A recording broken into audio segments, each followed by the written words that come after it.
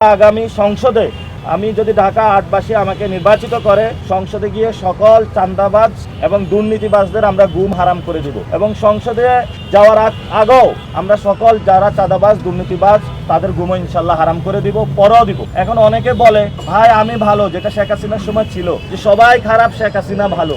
এই যে পল্টনের বিভিন্ন হোটেল মালিকরা ফোন দিচ্ছে ভাই আমার হোটেল দখল করে ব্যবসা করতেছে, তো ওই মানুষগুলো কি ভূতে এগুলা ব্যবসা করতেছে?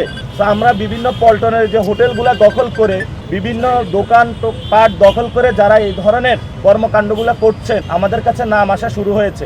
আমরা জাতীয় একটি হটলাইন চালু করব চাঁদাবাজি রিপোর্টের জন্য, দুর্নীতিবাজ রিপোর্টের জন্য, এবং আমরা একটি ওয়েবসাইটও বলবো চাঁদাবাজ.com, যেটার মাধ্যমে বিভিন্ন জায়গায় যেখানে হলো চাঁদাবাজি করে যারা, দুর্নীতি করে যারা, ওই ডকুমেন্টস দিয়ে প্রমাণ দিয়ে ওইখানে হলো আপনারা ইনপুট দিতে পারবেন, এভিডেন্সগুলো দিতে পারবেন। আমরা তাদের নাম পরিচয় গোপন রাখবো। অতি সত্বরে ইনশাল্লাহ আমরা জাতীয় হটলাইন এবং চাঁদাবাজ.com আমরা দ্রুতই ওপেন করব।